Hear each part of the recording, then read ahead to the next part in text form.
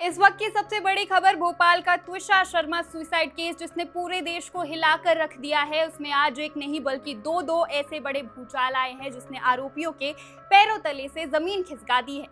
पहली बड़ी खबर, पिछले 10 दिनों से पुलिस की आंख में धूल झोंककर फरार चल रहा त्विषा का वकील पति समर्थ सिंह अब चारों तरफ से घिर चुका था। पुलिस का इनाम बड़ा लुकआउट नोटिस जारी हुआ और आखिरकार आज मध्य प्रदेश हाईकोर्ट से एंटीसिपेटरी बेल याचिका वापस लेने के ठीक 1 घंटे बाद आरोपी पति समर्थ सिंह ने जबलपुर कोर्ट में सरेंडर कर दिया है। कानून की धज्जियां उड़ाने वाला आज खुद कानून के शिकंजे में है। और दूसरी सबसे बड़ी खबर जिसे सुनकर त्विषा के मायके वालों की आंखों में आंसू आ गए। भोपाल की निचली अदालत ने जिस दूसरे पोस्टमार्टम की मांग को ठुकरा दिया था, आज मध्य प्रदेश हाईकोर्ट ने उस फैसले को पलट दिया। जी हाँ, हाईकोर्ट ने आदेश दे दिया है कि त्विषा शर्मा के शव का दोबारा पोस्टमार्टम यानी सेकंड ऑटोप्सी होगा और इसे कोई लोकल टीम नहीं बल्कि देश की सबसे प्रतिष्ठित संस्था एम्स दिल्ली के डॉक्टरों की स्पेशल टीम करेगी, जिसके लिए डॉक्टरों को स्पेशल फ्लाइट से भोपाल लाया जा रहा है। लेकिन इसमें सबसे बड़ा सवाल आता है कि आखिर क्यों हाईकोर्ट को देश के सबसे बड़े डॉक्टरों की टीम को दोबारा पोस्टमार्टम के लिए सौंपना पड़ा। इसके लिए हमें दर्दनाक कहानी के फ्लैशबैक में जाना होगा। 33 साल की पूर्व मॉडल और कॉर्पोरेट प्रोफेशनल त्विषा शर्मा, जिसकी शादी दिसंबर 2025 में भोपाल के रसूखदार वकील समर्थ सिंह से हुई थी। समर्थ की मां यानी त्विषा की सास गिरिबाला सिंह जो कोई आम महिला नहीं है बल्कि खुद एक रिटायर्ड डिस्ट्रिक्ट जज है, यानी एक ऐसा परिवार जहां कानून की सबसे ज्यादा समझ होनी चाहिए थी। लेकिन शादी के महज 5 महीने बाद 12 मई को भोपाल के कटारा हिल स्थित घर में त्विषा की लाश संदिग्ध परिस्थितियों में लटकी मिलती है।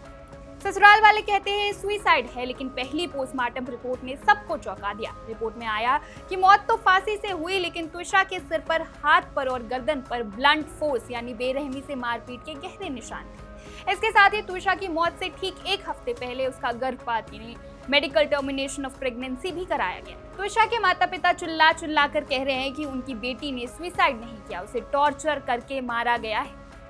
मौत के बाद त्विषा और उसकी मां के बीच की जो व्हाट्सएप चैट सामने आई उसमें त्विषा का दर्द साफ झलक रहा था। त्विषा ने लिखा था कि कैसे उसका पति समर्थ और उसकी सास उसका लगातार चरित्र हनन करते हैं और उसे दहेज के लिए मानसिक रूप से प्रताड़ित कर रहे हैं। त्विषा के माता पिता के आरोपों को उस वक्त और मजबूरी मिल गई जब सोशल मीडिया पर एक कथित ऑडियो क्लिप लीक हो गया।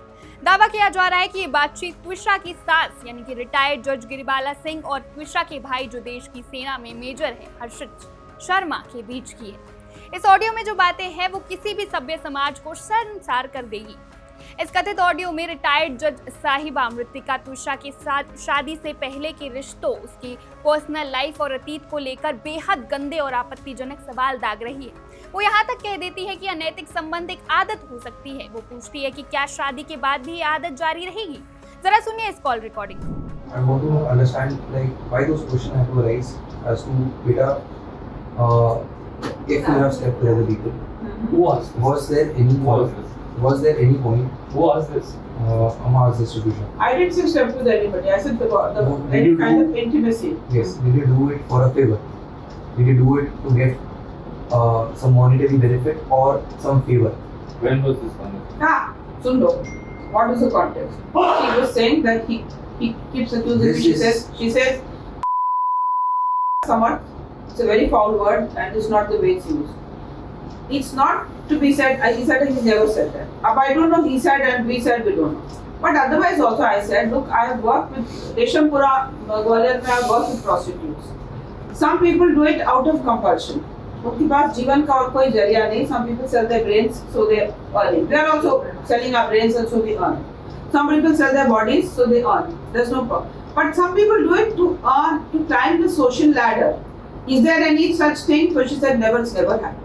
So, And I said any other thing that even after the marriage, whatever has happened has happened. सोचिए, एक भाई के सामने उसकी बहन के चरित्र पर कीचड़ उछाला जा रहा था, लेकिन भाई भी देश का सिपाही है। मेजर हर्षित शर्मा ने इस बातचीत में डटकर अपनी बहन का बचाव किया। उन्होंने सास को टोकते हुए पूछा, क्या कोई भी सास अपनी बहू के लिए ऐसे शब्दों का इस्तेमाल कर सकती है? इस ऑडियो से साफ होता है कि त्विषा शादी के बाद किस नरक में गुजर रही थी। अब तक इस केस में आरोपियों का पलड़ा भारी लग रहा था, क्योंकि मुख्य आरोपी बनाई गई सास और रिटायर्ड जज गिरिबाला सिंह को कोर्ट से अग्रिम जमानत मिल चुकी थी। उन्होंने मीडिया के सामने आकर त्विषा पर ही ड्रग्स लेने के झूठे आरोप मढ़ दिए थे। लेकिन आज हाई कोर्ट के कड़े रुख ने पूरा गेम पलट दिया।